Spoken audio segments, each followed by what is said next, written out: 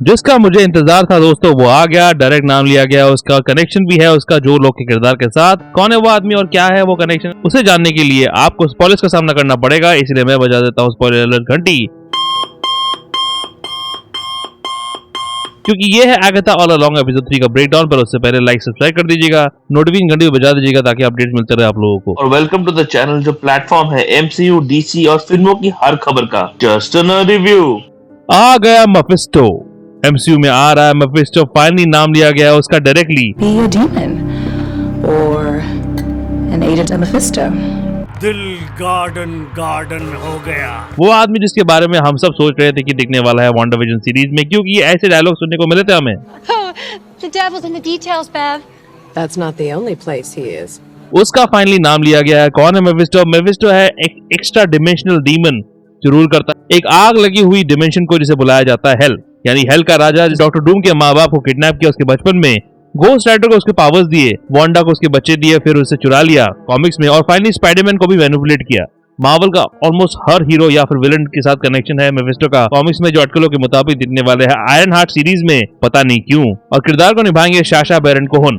पर क्या उससे पहले मेफिस्टो दिख जाएगा इसी सीरीज में? हो सकता है आज इसी सीरीज में उसका आना जस्टिफाइड लगेगा, क्योंकि मैजिक, डीमंस, राक्षस, उनके साथ कनेक्शन है इस सीरीज का। तो आ जाओ मेफिस्टो और दिखा दो सब ट्रोलर्स को कि हम सही थे वांडाविजन सीरीज से ही।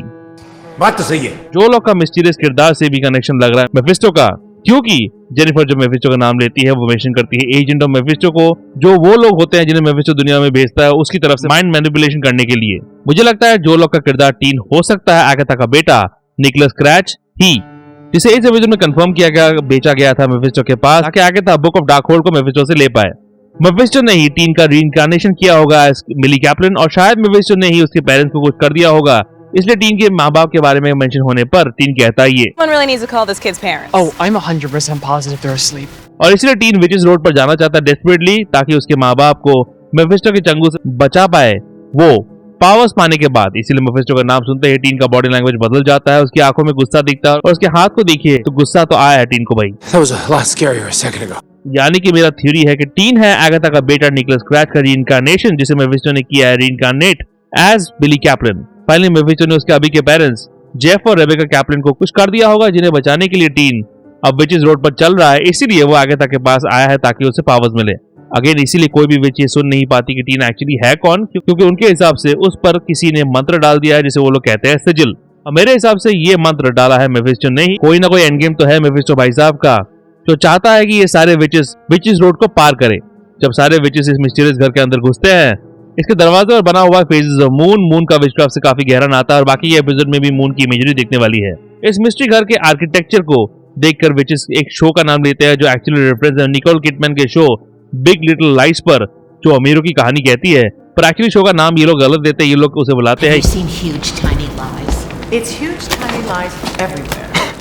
मेफिस्टो के अलावा एक और एमसीयू का विलन का नाम लिया जाता है, जो कि है doctor Doom, Two harbingers of doom. जो फाइनली एमसीयू में आ रहा है रॉबर्ट डाउनी जूनियर के रूप में Avengers secret war, Avengers doomsday में। एलिस वू गलिवर के पास को हिंट किया जाता है, जब उसकी माँ को लगता था कि उसकी खानदान की औरतें शापित है, इसीलिए उसकी माँ ने उसे ये टैटू बनाने के लिए मजबूर किया था, जो एक तरह का प्रोटेक्शन टैटू है। और इसी चीज पर हिंट किया जाता है जब एलिस उसकी माँ का हेलुसिनेशन देखती है। वैसे उसी हेलुसिनेशन के दौरान एलिस की परछाइयां मिरर्स में दिखती है, जो सीन मून नाइट सीरीज के इस सीन पर थ्रोबैक है। मिस हार्ट जो हेलुसिनेशन देखती है वो थ्रोबैक है वांडाविजन सीरीज पर, जब मिसेस हार्ट और मिस्टर हार्ट वांडा और विजन के घर पर गए थे डिनर के लिए, और उसी डिनर में पहली बार हिंट मिलता है कि वेस्ट व्यू के लोग वांडा के स्पेल के अंदर है, और ये डायलॉग उसी चीज पर रेफरेंस है। Stop it. वाइन को पीने के बाद सारी औरतों का चेहरा फूलने लगता है, जो हैरी पॉटर के इस सीन की याद दिलाती है, और लिलिया कहती है ये I don't hate it. तो नोट है उन औरतों पर जो बोटॉक्स का सहारा लेकर अपने होठों को ऐसा ही बनाना चाहते हैं, और फिर उनको आता है हेलुसिनेशन, जो scenes Avenger age of Ultron के इस सीन की याद दिलाती है, जब वांडा ने अपने मैजिक से सारे एवेंजर्स को अलग अलग हेलुसिनेशंस में पहुंचा दिया था। पॉइजन का नाम लिया जाता है एलवाइव्स रिवेंज। एलवाइव एक एक्समैन का नाम था कॉमिक्स में, जिसे एक ड्रीम रियलिटी में क्रिएट किया गया था प्रोफेसर एक्स के द्वारा, जब वो एक्समैन का टेस्ट ले रहे थे, तो ये उस पर नॉट हो सकता है। आगथा इनिशियली अपने वाइन नहीं पीती, उसे फेंक देती है, पर उसका ग्लास ऑटोमेटिकली अपने आप हट जाता है, जो थॉर रैग्नारोक की इस सीन की याद दिलाती है, जहाँ डॉक्टर स्ट्रेंज थॉर से मिले थे पहली बार और उससे खाली बियर ग्लास को मैजिक से भरा था उन्होंने। लिलिया जो हेलुसिनेशन देखती है उसमें दिखती है नन के भेष में भूत, जो द नन जैसी हॉरर मूवीज पर नॉट है। आगथा अपने हेलुसिनेशन में सुनती है अपने बच्चे की आवाज, और जब वो क्रेडल के सामने जाती है वहां दिखता है the book of dark hold, जो क्लियर करता है कि आगथा ने actually book of dark hold के लिए अपने बच्चे को बेचा था मेफिस्टो के पास। फाइनली इस एपिसोड के आखिर में हो जाती है एक मौत। मिस हार्ट वाइन में पड़े एल्सवाइफ रिवेंज पॉइजन की वजह से इस एपिसोड के आखिरी पलों में मर जाती है। आगथा जिसके वजह से ये सब कुछ हुआ था अभी तक उसका पूरा नाम नहीं जानती, जो दिखाता है कि उसका किरदार कितनी क्रूअल अनअफेक्टेड है। वैसे एपिसोड में एक टाइम मिस हार्ट कहती है ये Bury me in that kitchen! जो इंटरेस्टिंग थ्रोबैक है, एज इसी किचन में उनकी मौत हो जाती है।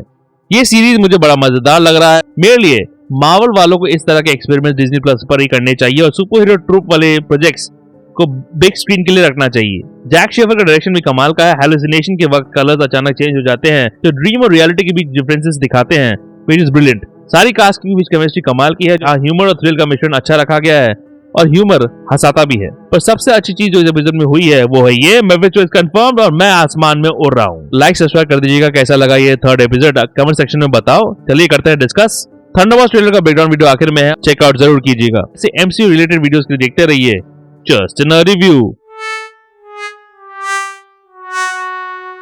रिव्यू के अपडेट्स के लिए और छोटे बड़े स्निपेट्स के लिए फॉलो कीजिए ऑन ट्विटर @ProNerdyView2001 में और ProNeedDiaryBlogspot.com में भी आपको अपडेट्स मिल जाएंगे।